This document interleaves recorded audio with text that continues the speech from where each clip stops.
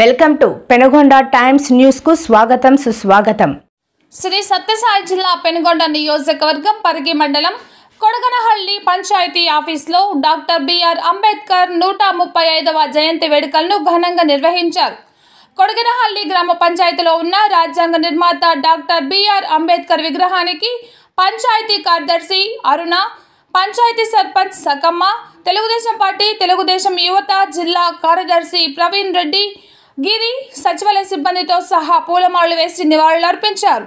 అనంతరం పంచాయతీ కార్యదర్శి అరుణ మాట్లాడుతూ అంబేద్కర్ జయంతి ఆయనను సమాజాన్ని మెరుగుపరచడానికి ఆయన చేసిన కృషిని గుర్తు చేసుకునే రోజు। అలాంటి గొప్ప వ్యక్తి మన దేశంలో జన్మించినందుకు మనం గర్విస్తున్నామని తెలిపారు। ఈ కార్యక్రమంలో అంగన్వాడీ కార్యకర్తలు, మహిళలు, గ్రామస్తులు పెద్ద ఎత్తున పాల్గొన్నారు। ఎవరంటే అంబేద్కర్ గారు। ఎందుకంటే ఆయన రాజ్యాంగ రచన చేశారు। రాజ్యాంగ రచనలో ఏముందంటే మన విధి విధానాలు, మనం ఎలా ప్రవర్తించాలి, ఎలా నడవడుచుకోవాలి, ఎటువంటి హక్కులను కలిగి ఉండాలి, ఎటువంటి బాధ్యతలు కలిగి ఉండాలి, అవన్నీ ఒక పుస్తకం రూపంలో పొందుపరిచారు। ఈ రోజు మనము ఈ విధంగా ఇలాగ సమావేశాన్ని ఏర్పాటు చేసుకుని మాట్లాడుకోగలుగుతున్నాము। ఆయన రాజ్యాంగ రచన ఒకటే కాదు, ఆయన గొప్ప ఆర్థికవేత్త, గొప్ప న్యాయ సంస్కరణలను తీసుకువచ్చాడు। అదేగాక స్త్రీల విషయంలో కూడా ఆయన ఎనలేని సేవ చేశాడు। అది చాలా మందికి తెలుసో తెలీదో నాకైతే తెలియదు, కానీ హిందూ కోడ్ బిల్ అని నేను ఒక బిల్ని చదివాను అనమాట। హిందూ కోడ్ బిల్ అంటే నేనేమనుకున్నానంటే ఇది హిందువులకు సంబంధించిందేమో అనుకున్నా గతంలో, కానీ లోతుగా వెళ్ళి చూస్తే ఆ హిందూ కోడ్ బిల్లో ఏముందంటే స్త్రీలు అన్ని విషయాల్లోనూ బయటికి రావాలి, స్త్రీలకి ఆస్తి సమానత్వం కల్పించాలి, స్త్రీలకి వారసత్వ సమానత్వం కల్పించాలి, స్త్రీలకి విద్యలో, ఉద్యోగాలలో సమానమైన అవకాశాలు కల్పించాలి ఆయన చాలా పాటుపడ్డారు। కానీ ఈ విషయాలు చాలా మందికి తెలియదు, స్త్రీల గురించి పాటుపడ్డాడనే విషయం చాలా మందికి తెలియదు। డాక్టర్ బిఆర్ అంబేద్కర్ గారు అంటే అంటరానితనాన్ని రూపుమాపినాడు, ఇలా విషయాలే తెలుసు।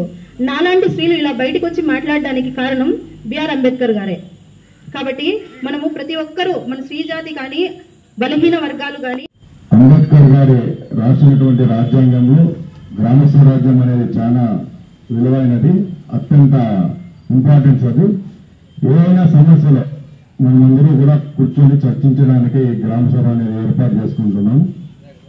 ముఖ్యంగా ఇంతవరకు మనం అరుణ మేడం గారు చెప్పినట్టు అంబేద్కర్ గారిని ఏదో కులానికో మతానికో ఒక రాజకీయ పరంగా అంటగడుతున్నారు తప్ప అంబేద్కర్ గారు ఆశయాలు చాలా గొప్పవి।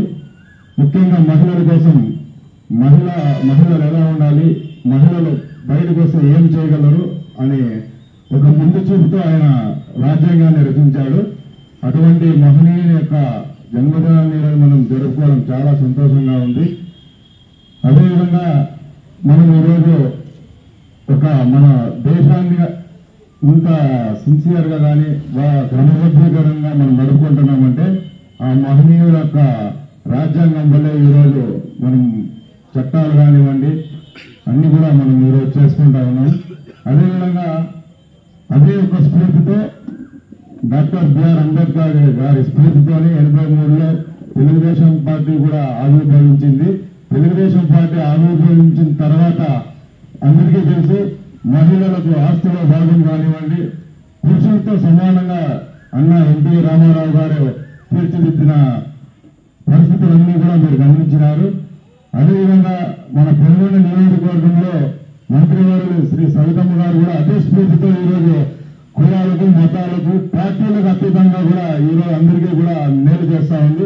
ఈరోజు మనం నిన్ననే చూసాం, ఇక్కడ మనం కూర్చోడానికి బెంచ్లు కూడా ఏర్పాటు చేశారు। ఎవరైనా మన ఆఫీస్కి వచ్చి ఎవరైనా ఉంటే, అంటే ఇవన్నీ కూడా ఆయన ఒక స్ఫూర్తితోనే ఇవన్నీ కూడా ఈరోజు నడుస్తా ఉన్నాయి। కాబట్టి ఆ మహనీయునికి ఈరోజు మనమందరూ కూడా ఘన నివాళులు అర్పించాల్సిందిగా కోరుకుంటూ ఈ అవకాశం ఇచ్చినటువంటి పెద్దలందరికీ నమస్కారాలు తెలియజేసుకుంటున్నాం।